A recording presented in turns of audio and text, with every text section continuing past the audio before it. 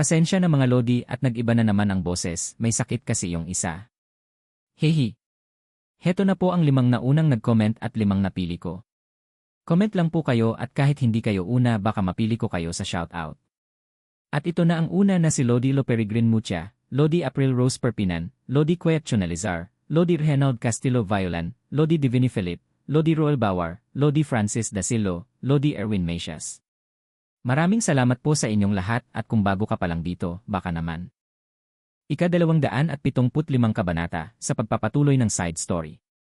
Nagpakawala ng kanyang kasanayan ang lalaking nakamaskara na tinatawag niyang Iron Destructing Fist at sa lakas nito ay agad na tumaas ang enerhiya nito sa itaas. At makikita ang nagtaas na puwersa nito na patusok na nilamon ang enerhiya ni Palm Emperor na pilit na nanliit sa laki ng puwersa. Ang hangin sa paligid ay nag-ikot at kumulog sa bigat ng enerhiya, ramdam ang tensyon at matinding kapangyarihan na nagbabanggaan. Makikita ang mukha ni Palm Emperor na puno ng gulat at sa kanyang mahinang boses ay napasabi siya, ito ay maaari kayang. Hindi niya na ituloy ang kanyang iniisip sapagkat malinaw na may nabubuo ng hinala sa kanyang isipan. At ilang sandali pa, makikita ang nakamaskarang lalaki na mabilis na tumalon sa ere, ang kanyang katawan ay bahagyang nakahilig habang nag-ipon ng lakas. Ang kamao niya ay mahigpit na nakatikom at malinaw na makikita ang puwersang unti-unting bumabalot dito na parang handang sumabog anumang sandali. Umikot ang hangin sa paligid niya.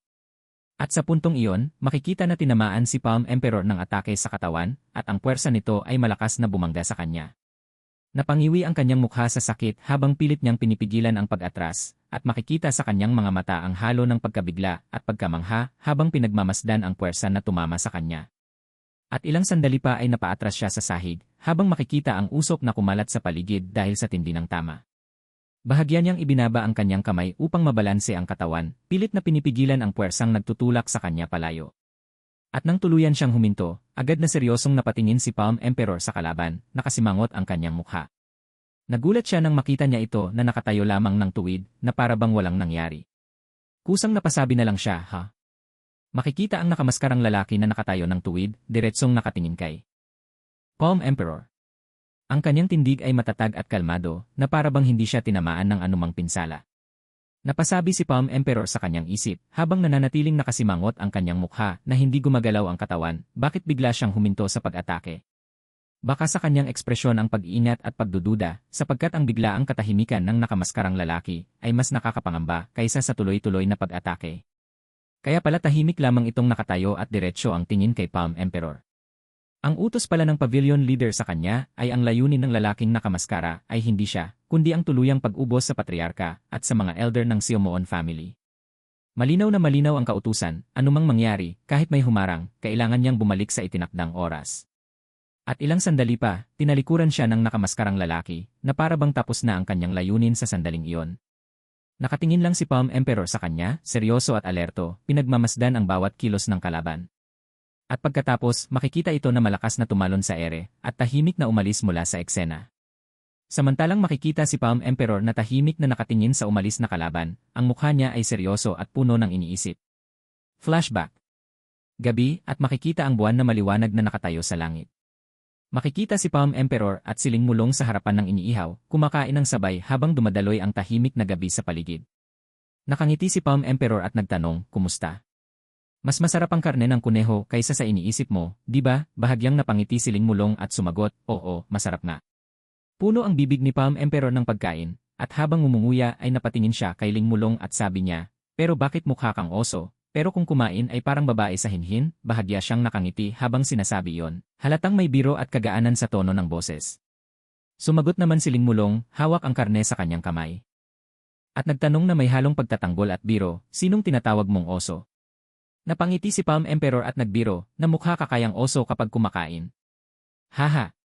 Halata ang kasiyahan sa kanyang tinig habang ang kanyang mata ay nakapikit sa aliw at biro. Sinabi pa kay Lingmulong ni Palm Emperor habang itinaas ang tingin sa kanya na pero, fist art lang ba talaga ang iensayo mo? Paano naman ang espada? Hindi ba astig yun? Halata sa tono niya ang kuryosidad at bahagyang pang-udyok, parang nais niyang makita ang kakayahan ni Lingmulong sa iba pang larangan ng martial arts. Napatingin din kay Palm Emperor si Lingmulong at sagot niya, ewan ko. Mabilis at matalas ang mga espada, hindi bagay sa akin. Medyo nakakatakot sila. Halata sa kanyang tono ang pag-aalinlangan, bahagyang may halong pagpapakumbaba at katapatan sa kanyang nararamdaman. Masayang itinikom ni Lingmulong ang kanyang kamao, at sabay sabi, mas gusto ko yung pakiramdam na galing sa sarili kong mga kamay. Halata sa kanyang mukha ang kasiyahan at pagpapahalaga sa sariling kakayahan, na mas pinipili niya ang direktang pakikipaglaban kaysa sa paggamit ng armas. Napasabi naman kay Lingmulong si Palm Emperor, na bahagyang nanlumo sa narinig, na aray ko, mas nakakatakot kaya yon, alam mo ba? Tumayo siya habang sinasabi na kumikinang ang kanyang mga mata sa determinasyon.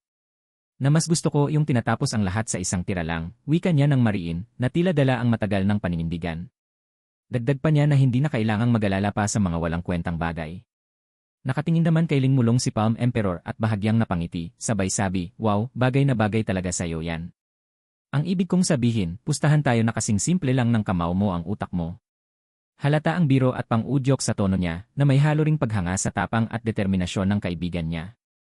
Nakangiting sinabi naman ni Palm Emperor kay Lingmulong, ehem. Pakiramdam ko ako ang bida kapag humahawak.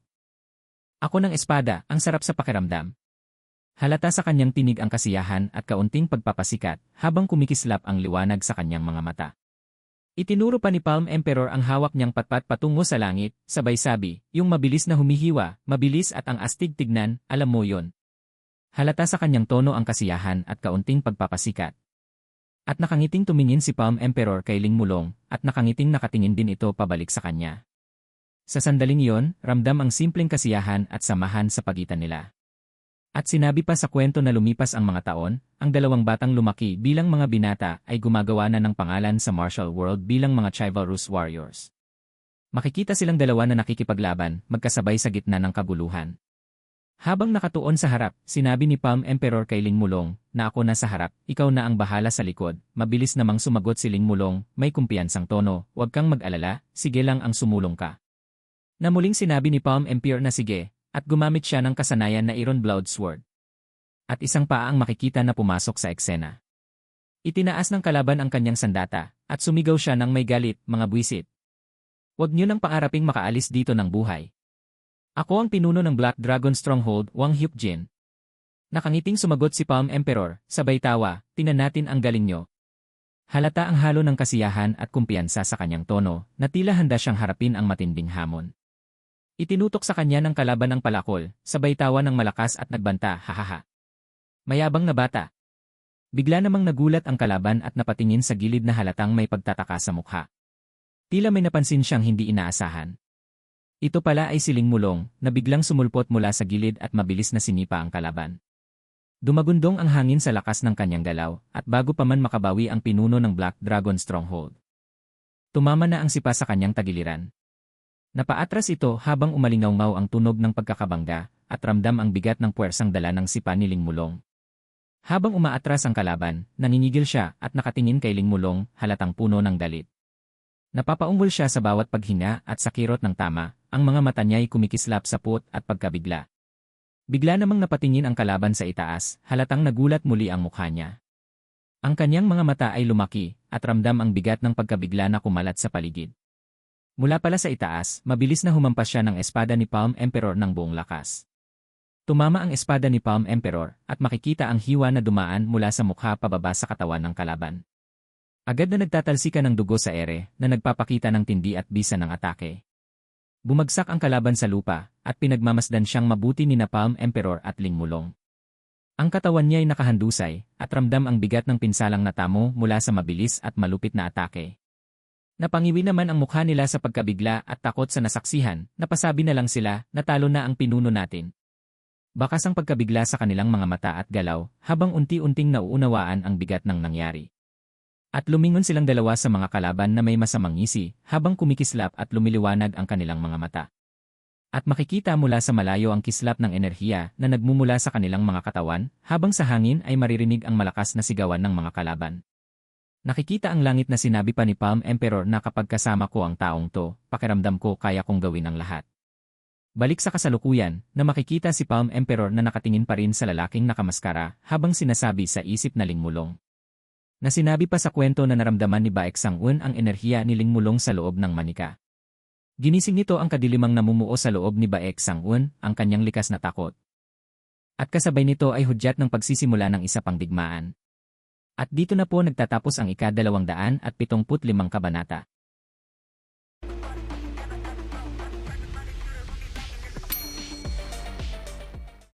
Ika-276 na kabanata sa pagpapatuloy.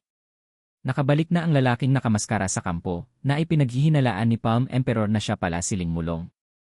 Makikita ang mukha nitong nakamaskara na nakatungo. At ilang sandali pa, makikita ang pintuan na dahan-dahang bumukas. Pumasok ang pavilion leader sa loob, itinaas ang kanyang tingin, at bahagyang ngiting mapanukso ang ipinakita habang sinabi, "Anong pakiramdam na makita ang dati mong kaibigan?" Tama pala ang hinala ni Palm Emperor na ito ay si Ling Mulong. Napatingin naman ito sa pavilion leader ng tahimik. Napasalubong ng kilay ang pavilion leader, nakatingin kay Ling Mulong habang iniisip sa sarili, gaya ng inaasahan. Hindi na niya ito na ituloy nang biglang dumating ang isa ito, at agad na sinabi, na pavilion leader, mayroon akong kailangang i-report. Sumagot ito sa kanya na ano yon?